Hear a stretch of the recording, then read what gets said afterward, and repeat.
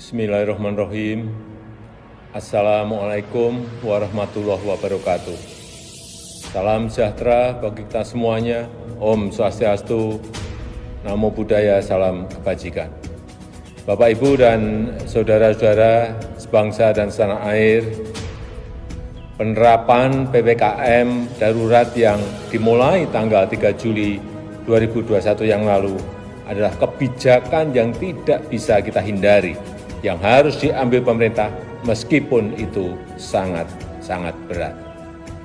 Ini dilakukan untuk menurunkan penularan COVID-19 dan mengurangi kebutuhan masyarakat untuk pengobatan di rumah sakit, sehingga tidak membuat lumpuhnya rumah sakit lantaran overkapasitas pasien COVID-19, serta agar layanan kesehatan untuk pasien dengan penyakit kritis lainnya tidak terganggu dan terancam nyawanya.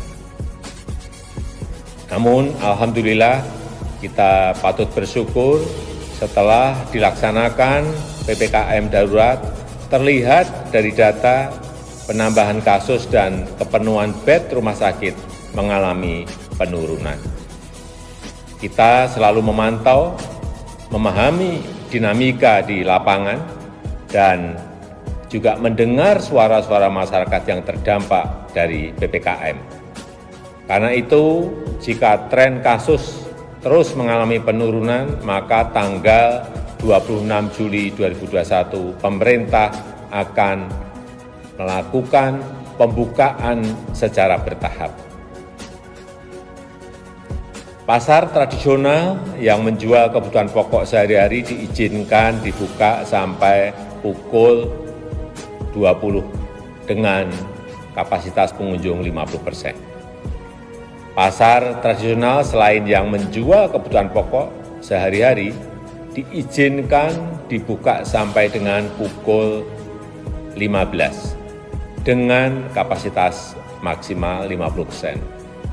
Tentu saja dengan penerapan protokol kesehatan yang ketat, yang pengaturannya akan ditetapkan oleh pemerintah daerah.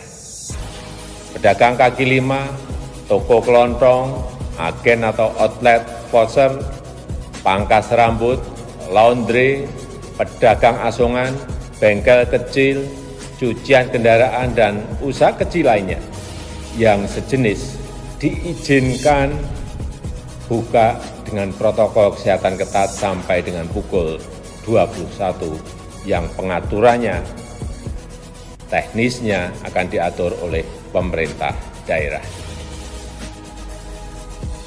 Warung makan, pedagang kaki lima, lapak jajanan, dan sejenisnya yang memiliki tempat usaha di ruang terbuka diizinkan buka dengan protokol kesehatan dengan ketat sampai pukul 21 dan maksimum waktu makan untuk setiap pengunjung 30 menit.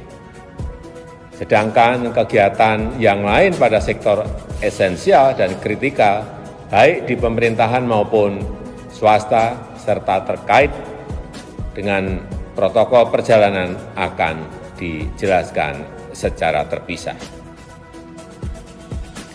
Saya minta kita semuanya bisa bekerja sama, bahu-membahu untuk melaksanakan PPKM ini dengan harapan kasus akan segera turun dan tekanan kepada rumah sakit juga menurun.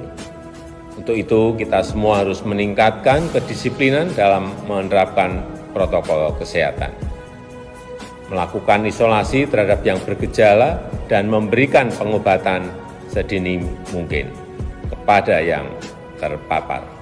Pemerintah akan terus membagikan paket obat gratis untuk OTG dan yang bergejala ringan yang direncanakan sejumlah 2 juta paket obat. Lalu bagaimana bantuan untuk masyarakat yang terdampak?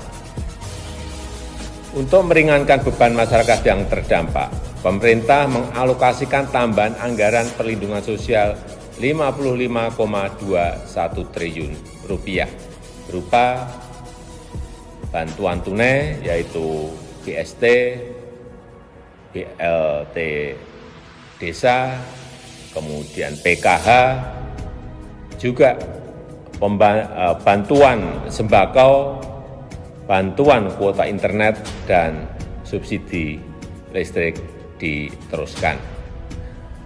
Pemerintah juga memberikan insentif untuk usaha mikro informal sebesar 1,2 juta untuk sekitar 1 juta usaha mikro, dan saya sudah memerintahkan kepada para menteri terkait untuk segera menyalurkan bansos tersebut kepada warga masyarakat yang berhak. Saya mengajak seluruh lapisan masyarakat, seluruh komponen bangsa untuk bersatu melawan COVID-19 ini. Memang ini situasi yang sangat berat, tetapi dengan usaha keras kita bersama, insya Allah kita bisa segera terbebas dari COVID-19. Dan kegiatan sosial, kegiatan ekonomi masyarakat bisa kembali normal. Terima kasih. Wassalamualaikum warahmatullahi wabarakatuh.